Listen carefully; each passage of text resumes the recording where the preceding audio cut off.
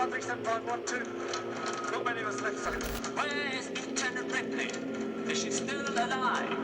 If she's alive, she's in the furnace. She's in the lake works with a beast. Oh, wait. I'm trying to tell her. Have you seen the beast? Yes, sir. Horrible. Unbelievable. She's got one inside her. We know that.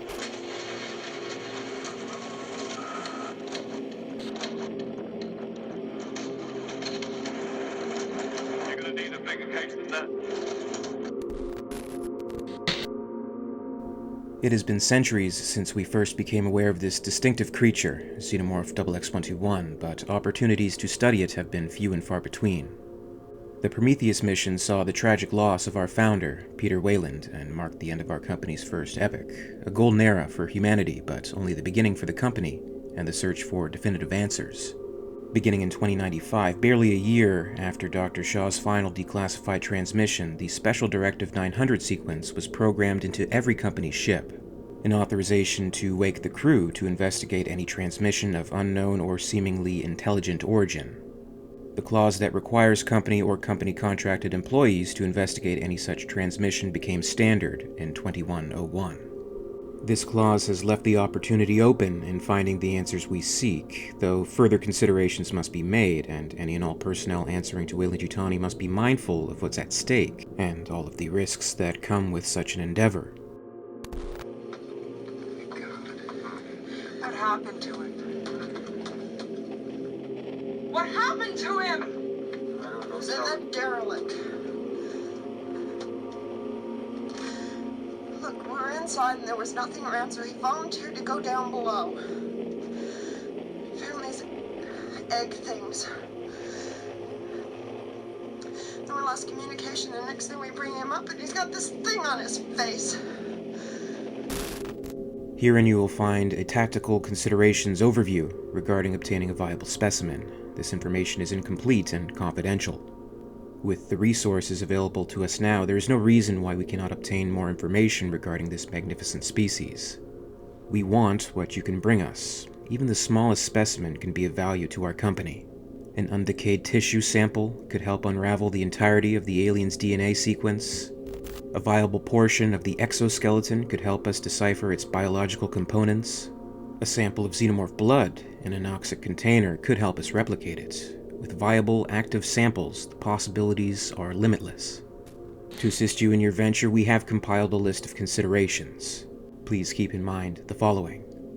An adult xenomorph is far stronger and faster than an adult human. If conditions allow, consider collecting an egg. Never assume a single xenomorph does not have an entire hive to back it up. Learn their environment before entering. Forewarned is forearmed. Comparing events on LV-426 and Furina-161 shows that the host has a considerable influence on the resulting adult offspring. Do they have unusual forms of mobility? Observe your prey before attempting its capture. Maybe they don't show up on infrared at all. When not active, xenomorphs appear to be in a self-imposed stasis, rendering motion trackers useless. They do not appear on infrared scanners while inside their hives. Xenomorphs also secrete a resin to modify their environment and to imprison captives.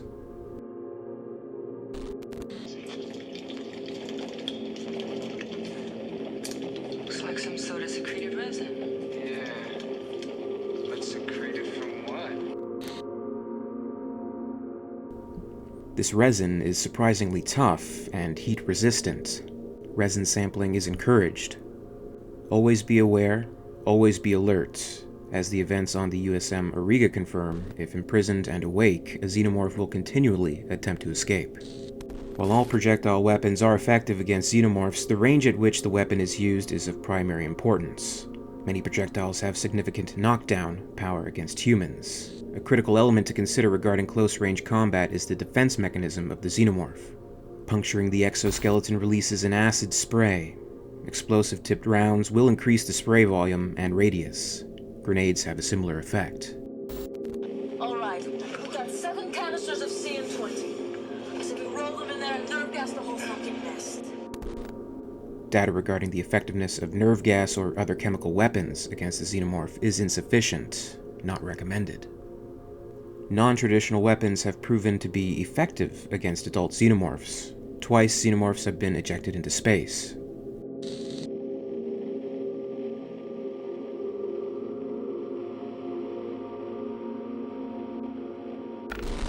Though both survived for a short time, there's nothing to indicate that the xenomorph could survive indefinitely.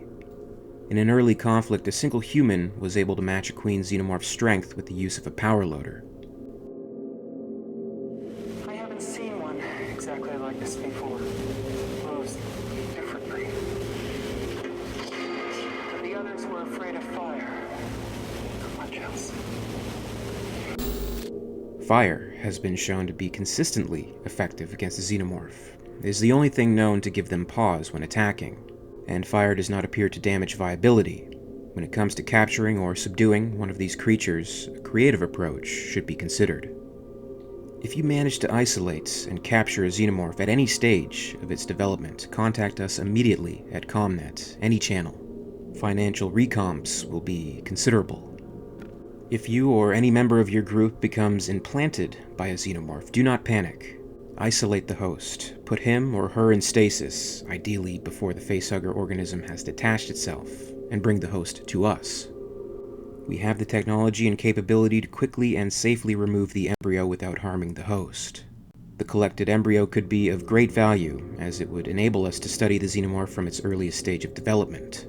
Rest assured that your group member will be cared for and compensated.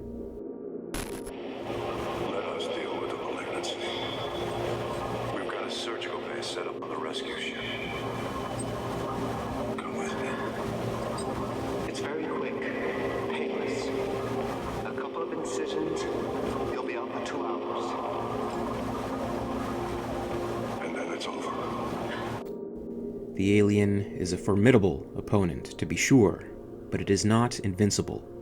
With a minimal investment of time and resources, your contact with the xenomorph could prove invaluable to the company. We are currently considering any and all freelance contract negotiations that will provide WEYLAND-YUTANI first rights to this unique biospecimen.